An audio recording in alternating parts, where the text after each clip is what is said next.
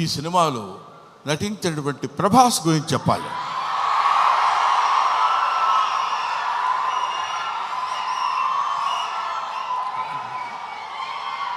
ప్రభాస్ అంటే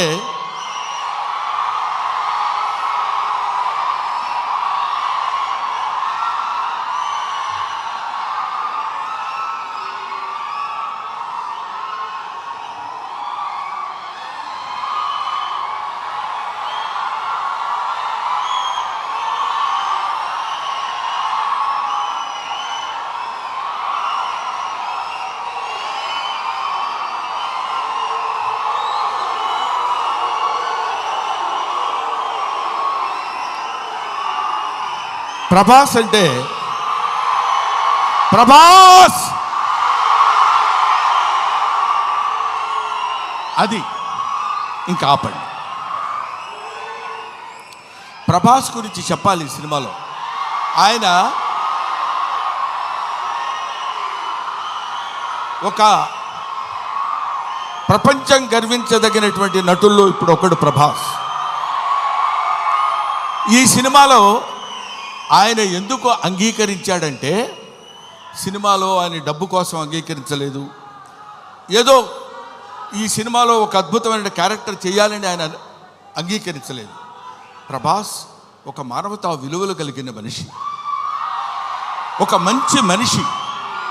ఎవరైనా ఏదైనా చేయిజాప అడిగితే కాదనేటువంటి వ్యక్తి కాదు ప్రభాస్. ఎవరైనా అద్భుతమైనటువంటి స్థితిలో ఉండి ఇది నాకు కావాలి అని అడిగినప్పుడు, ముఖ్యంగా ఆ విషయంలో చెప్పాలంటే మోహన్ బాబు గారికి అత్యంత సన్నిహితుడు. మోహన్ బాబు గారు ఎలాంటి వాడంటే, ఓ చిన్న ఆల్కహాల్ లాంటి వాడు, అలవాటైతే వదిలిపెట్టలేం.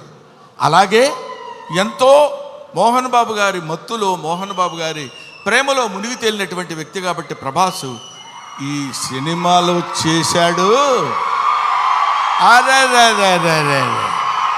మోహన్ బాబు గారి ఎంట్రీ చూశారు కదా, అతను స్టీఫెన్ కూర్చున్నాడు, మ్యూజిక్ డైరెక్టర్.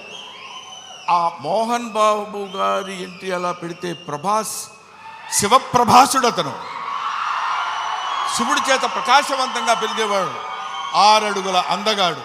అతను విగ్గు పెట్టుకుని అలా వస్తున్నప్పుడు ఒళ్ళు గగురు పొడిచి వీర తాండవం, శైవ తాండవం చేసేటువంటి విధంగా ఆ సినిమాలో నటించాడు ప్రభాస్. నేను చూశాను. ఆహా, ఇది కదా సినిమా, ఇది కదా శైవభక్తి, ఇది కదా దైవభక్తి అని నిరూపించేటువంటి సినిమా. ఇటువంటి సినిమాలు మనం చూడాలి, మన పిల్లల చేత చూడించాలి.